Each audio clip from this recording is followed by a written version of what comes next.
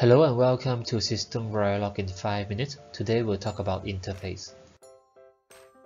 If you have two components to connect, fundamentally they are wires from each component and you are supposed to connect them using wires.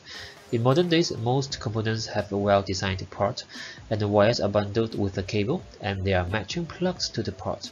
Sometimes there is a component to regulate the connection. This is a very simple module. It has an input clock and an output A.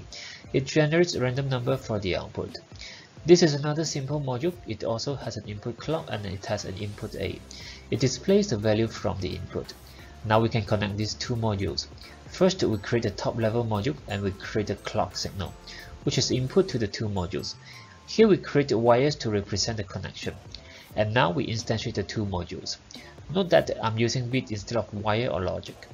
Using bit is conceptually incorrect. I'm using it to simplify the code.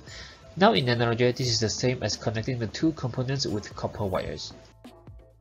Imagine if the port contains more wires. In the code, the port here will have more wires, and the top level here will have more wires, and the same for the connectivity. Now imagine you have more components to be connected.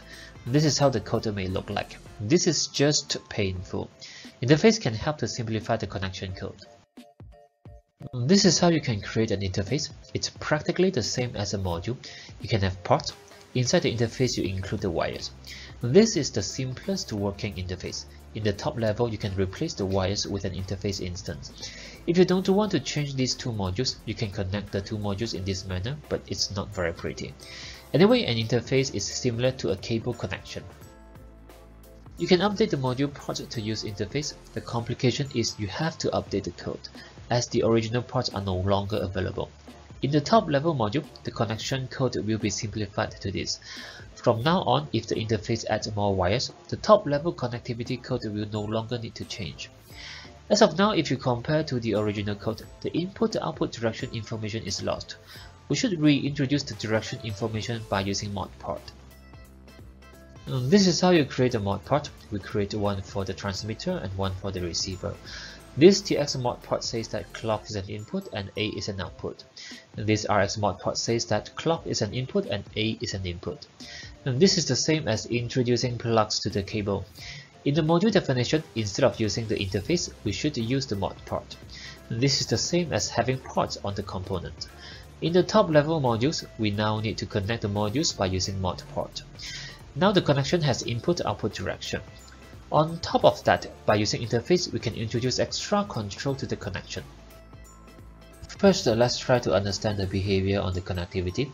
The TX module uses a clock to send data and the RX module uses a clock to receive data. In a simple simulation, the data is aligned to the clock. In reality, the TX module needs some time to send the data after it sees a clock edge. As such, there will be some delay for the data. As for the RX module, even if the data is aligned to the clock, the RX module will see the data prior to the clock edge, not the one after the clock edge. We can specify how much earlier to sample an input, and we can control this output delay by using clocking block. This is a clocking block TXC. It is aligned with the positive edge of the clock. In the clocking block, you can specify control on the signal. For example, A is treated as an output here, and then you can specify the delay for the output. Now the TX modport need to update to use the TXC, and the module will have to be updated as well. I.txt here is the same as the positive edge of the clock, and you have to derive the signal A with I.txt.a. This seems complicated, but now you can introduce output delay to the port.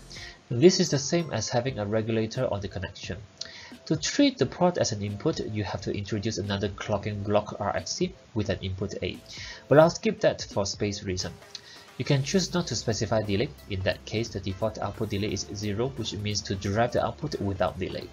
And the default input is 1 step, which is the same as 0 but in a negative manner. That means it will sample the value right on the clock edge. Today we've learned about interface. In the next tutorial, we'll look into the connection between a module and a class by using virtual interface.